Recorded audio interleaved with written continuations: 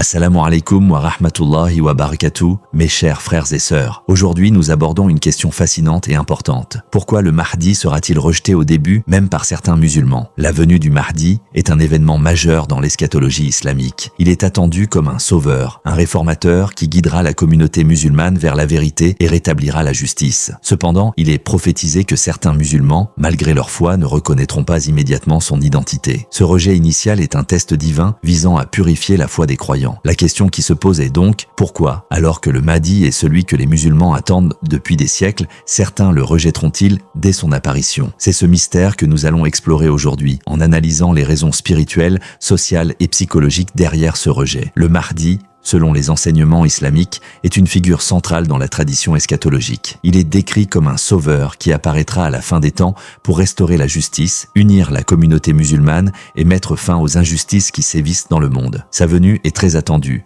et de nombreux hadiths du prophète mentionnent sa naissance, ses caractéristiques et les signes qui précéderont sa révélation. Le Mahdi est un homme pieux, de la descendance du prophète, et il portera un nom qui ressemble à celui du prophète. Et son apparition sur terre se fera dans des circonstances marquées par des conflits mondiaux, des troubles et des divisions parmi les musulmans. Les musulmans croient fermement que sa venue signale la fin des épreuves mondiales et l'instauration d'une ère de paix et de justice. Cependant, l'apparition du Mahdi ne se fera pas sans difficulté. Son rôle et ses actions seront des signes évidents de la miséricorde divine. Mais les circonstances spirituelles et sociales de son époque joueront un rôle essentiel dans sa reconnaissance. Ce contexte pourrait bien être une des raisons pour lesquelles certains musulmans, malgré leur foi, pourraient ne pas immédiatement le reconnaître comme le véritable Mahdi. Les signes annonçant la venue du Mahdi sont nombreux et ont été largement discutés dans les hadiths. Ces signes sont des événements qui doivent se produire avant que le Mahdi ne se révèle à la communauté musulmane. Par exemple, des troubles mondiaux, des divisions profondes au sein de la communauté musulmane, la montée des injustices et des souffrances,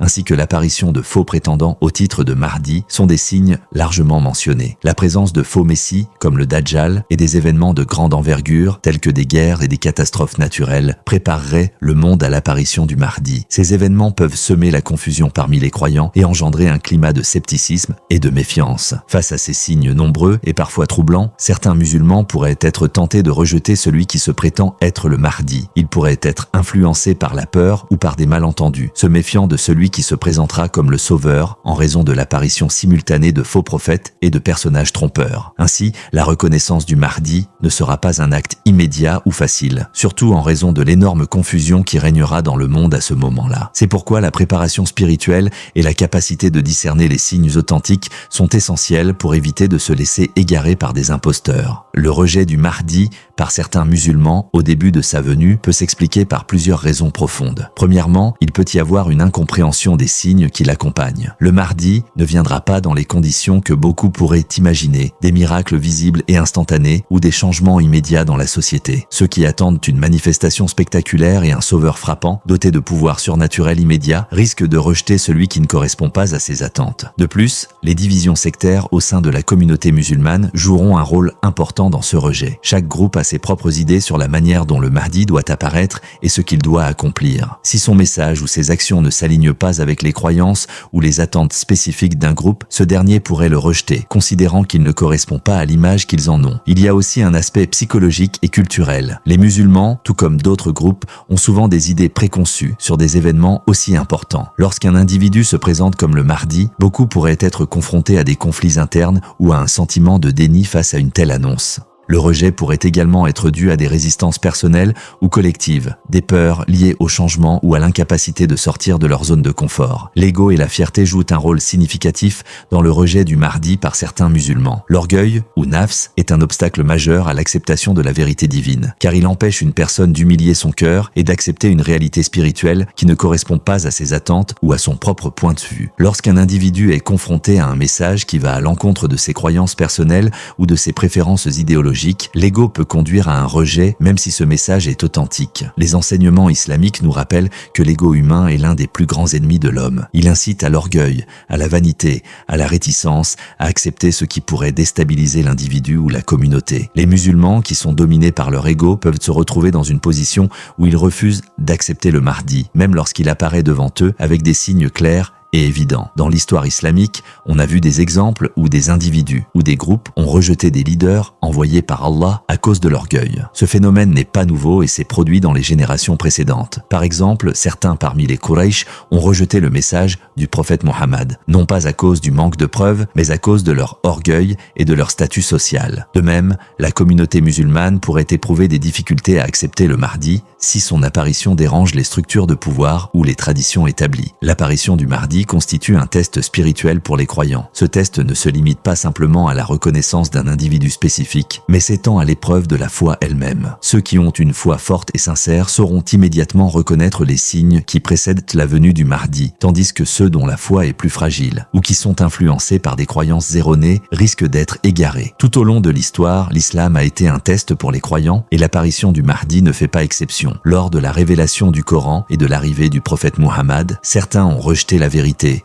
non pas par manque de preuves, mais par faiblesse dans leur foi. Les hypocrites et les polythéistes de l'époque ont rejeté le message divin parce qu'ils étaient influencés par leurs désirs personnels et leur attachement à des traditions qui ne venaient pas d'Allah. De même, lorsque le Mahdi se révélera, il agira comme un test de fidélité. Ceux qui ont une foi solide et qui sont spirituellement préparés reconnaîtront immédiatement la vérité en lui. Ils sauront que cet homme est celui qu'Allah a destiné à guider la communauté musulmane dans des temps de grande épreuve. Cependant, ceux qui sont moins préparés ou qui ont une foi superficielle risquent d'être trompés par les faux prétendants ou de douter des signes authentiques. Ce test spirituel servira à purifier la foi de ceux qui réussiront à surmonter les doutes et les tentations, tout en égarant ceux qui sont fragiles dans leurs croyances. Ce test est également un rappel de l'importance de la préparation spirituelle continue. Les musulmans doivent renforcer leur foi, s'éloigner des influences extérieures trompeuses et se rappeler que la reconnaissance du Mahdi n'est pas simplement une question de savoir, mais aussi de cœur et de sincérité. Ce test révèle la profondeur de la foi de chaque individu et l'intensité de son engagement envers la vérité. Les médias modernes jouent un rôle crucial dans la perception de l'apparition du Mahdi. Dans un monde où l'information circule rapidement et où les théories du complot sont souvent partagées sans vérification, il est facile de semer la confusion parmi les musulmans. Les médias, qu'ils soient traditionnels ou sociaux, peuvent amplifier la désinformation et obscurcir les véritables signes annonçant la venue du Mahdi. Les fausses informations peuvent être particulièrement dangereuses car elles influencent les croyances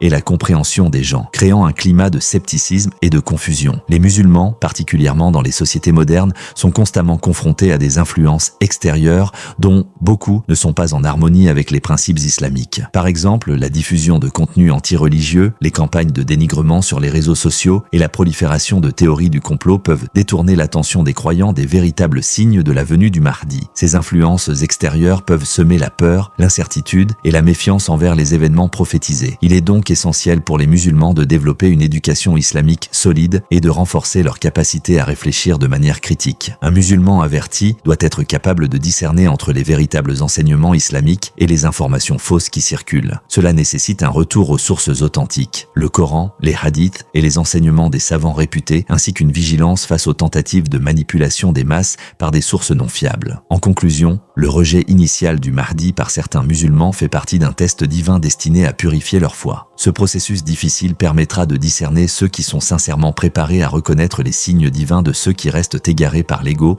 les attentes irréalistes ou les influences extérieures. Il est crucial que les croyants se préparent spirituellement pour l'apparition du Mahdi en renforçant leur foi et leur compréhension des signes prophétisés. La patience, la foi et l'humilité seront essentielles pour ceux qui, après un moment de doute, sauront finalement reconnaître le Mahdi pour ce qu'il est, un leader divinement envoyé pour établir la justice et la paix. Ce test final est une opportunité de purification, de renouveau et d'unité pour la communauté musulmane, et il constitue un tournant décisif vers un avenir meilleur, régi par la sagesse divine.